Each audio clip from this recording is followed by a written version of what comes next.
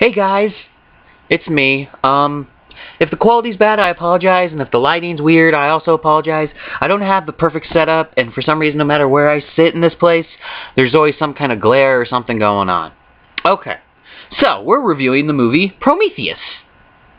It got a lot of flack and said, "Oh, it didn't answer the questions I had." Yeah, like your questions are so dang important that they take precedence over making a movie. First, let me say, in some movies, I say in half the movies I see, I like it when they don't explain things to me. I like to figure things out. It's fun. I'm like, okay, so he did that because of that. Now, why did he do that? I know he did it because of this. And so you got to figure it out for yourself. But, no, people expect everything to be spoon-fed to them. Like, okay, these aliens are engineers, and they created us, and then they were disappointed because of something we did, blah, blah, blah, and now they want to kill us. And the goo is blah, blah, blah, blah, blah. It's like, it would take away the whole mystery and adventure that is a movie. Movies, to me, are supposed to be an adventure, where you can just, for a couple hours, 2-3 hours, just escape your world and just enjoy this. Like, Ooh,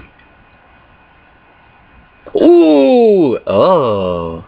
Ooh, ooh, ooh, and just enjoy it, just have fun. That's what a movie should be. But, so yeah, I got a list of questions.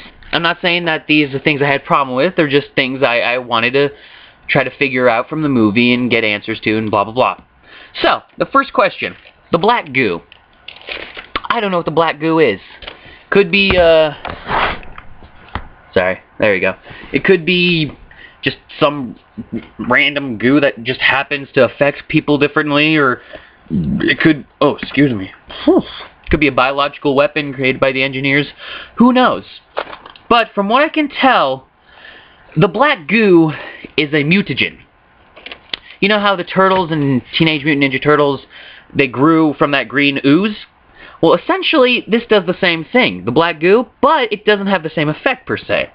Because if you look very closely, when they're stepping into that giant room with the head, David steps over this mud or dirt, and it has worms in it. Which I'm surprised that the worms look the same as earthworms.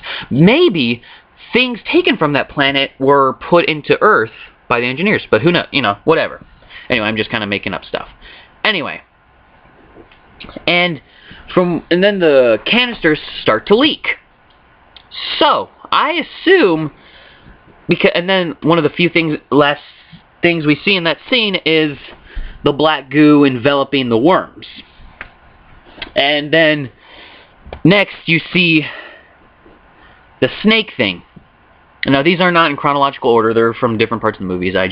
Whatever. Now, those two, that engineer and the other scientist guy, who for some reason is afraid of dead bodies, now isn't afraid of this snake worm thing. Which I think the snake was a mutated worm.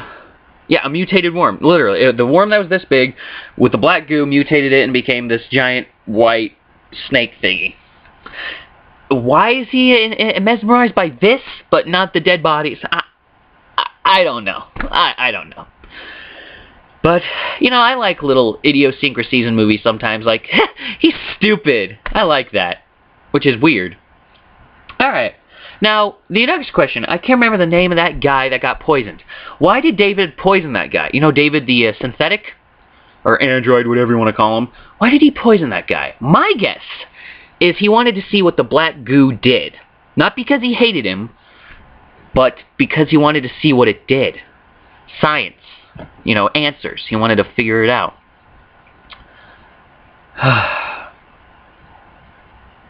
And it's so interesting. People are keep insulting David, and I'm surprised that I think he has emotion. I think he does. He has feelings and stuff, but they don't realize that. And so maybe he's like, I hate you guys. But I don't know. Alright. I already wrote that question down. I'll deal with that at the end. Why is David not sharing what he found with Vickers? you know, Vickers, supposedly the daughter of Wayland, which he would have had to had her when he was like 70. Ugh. Freaky. Anyway, you know, when he goes into that chamber, and then Vickers is like, you know, transfer all film footage to me, and he turns it off. I'm like, why? Does he want to just figure out what's going on and just deal with it himself? I don't know. Next. How is Shaw 3 months pregnant after having sex 10 hours ago? Now, this is my guess. The mutagen black goo that one guy ingested made his like sperm super mutated and super fertile. So when he into Shaw, her womb that was unable to bear life now all of a sudden could, because with the sperm carried that mutagen, which allowed her womb to mutate to be able to withstand this. This would be my guess. And 3 months pregnant after 10 hours, so at 30 hours she'll be 9 months pregnant. That is freaking ridiculous. And we have no idea when the thing will be born. It could be born in 4 months. So it could be 10 and a quarter hours. You know? Boom. Bursts out. But from what I can tell, it takes maybe 20 hours before it wants to get out. Man, she was hardcore going into that table, like, anesthetic, numbing the pain. Oh! And then pulling off the umbilical cord herself. God dang, that woman's hardcore. Whew! I like it. It's nice. It's hardcore. She got some insane survival instincts. It is crazy. And next, what is the octopus thing? Is it like the predecessor to the face hugger? Is it like... they called the xenomorph thing the proto-xenomorph? So is this like a proto-face hugger? I don't know. But that thing gets massive! Oh, God. They have like 20 sideways vaginas with teeth. Multiple tentacles that grab the engineer in that giant tube that he just shoves down the throat. Oh, God!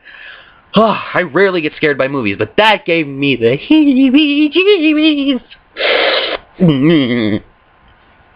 Alright. Okay. And then, next question. How is Shaw able to run after having a cesarean?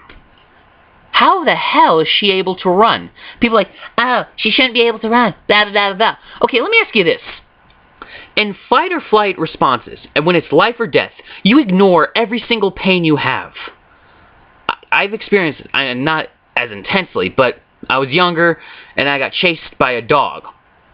I recently sprained my ankle, and I had a brace on. I bust out running as hard as I could towards home.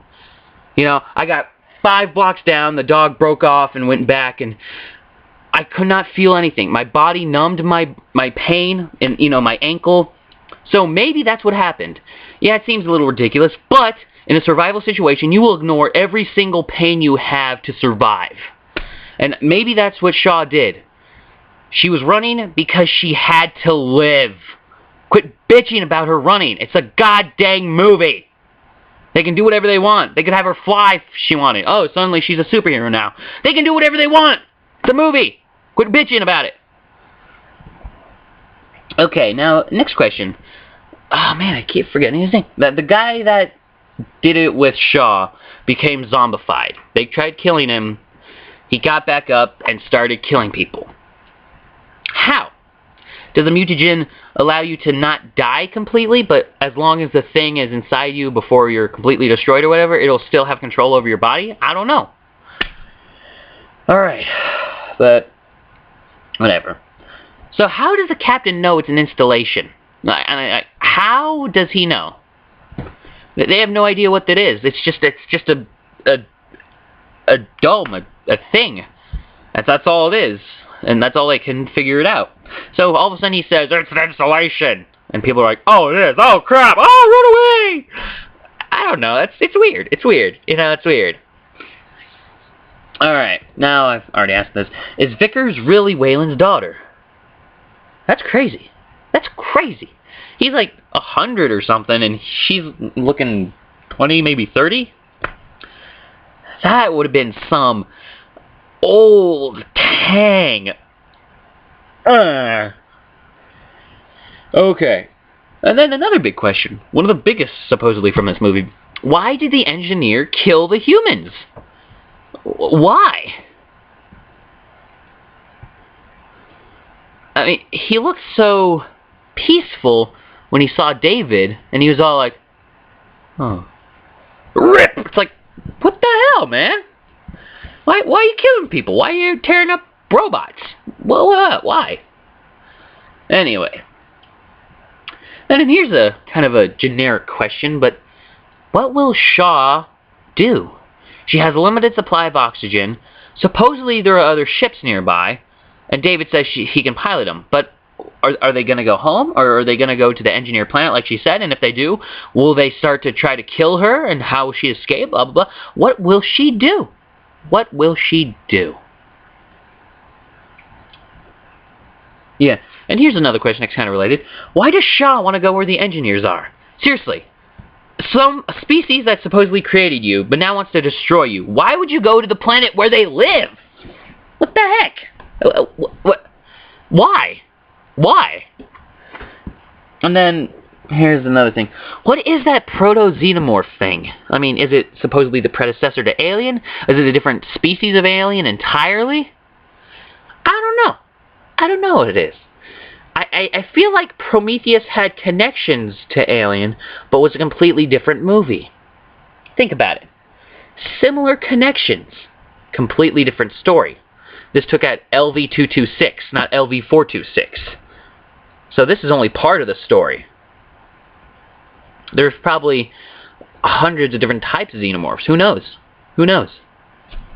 And then, lastly, I enjoyed this movie. I liked it. It was different. It was the same but different, which is weird, but you have to get in here to understand how I like it because it's same and different.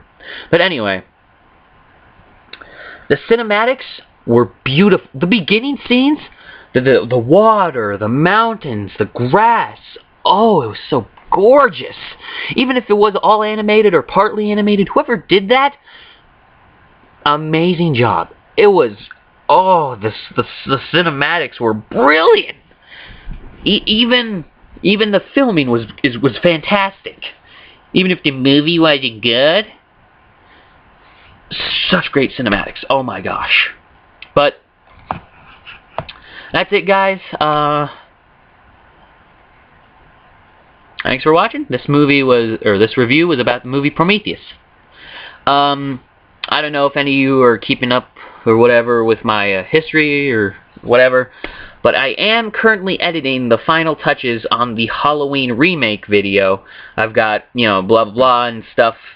I'm actually putting footage in it, which is, you know, it's difficult, but it's easy, and it's a pain in the butt, because I gotta find exactly, cut it, copy, paste it, mold it, set, you know, do all that good stuff. But anyway, that should be coming out in maybe, I don't think a week, maybe a few days. But anyway, guys, thanks for watching. Stay classy, homies.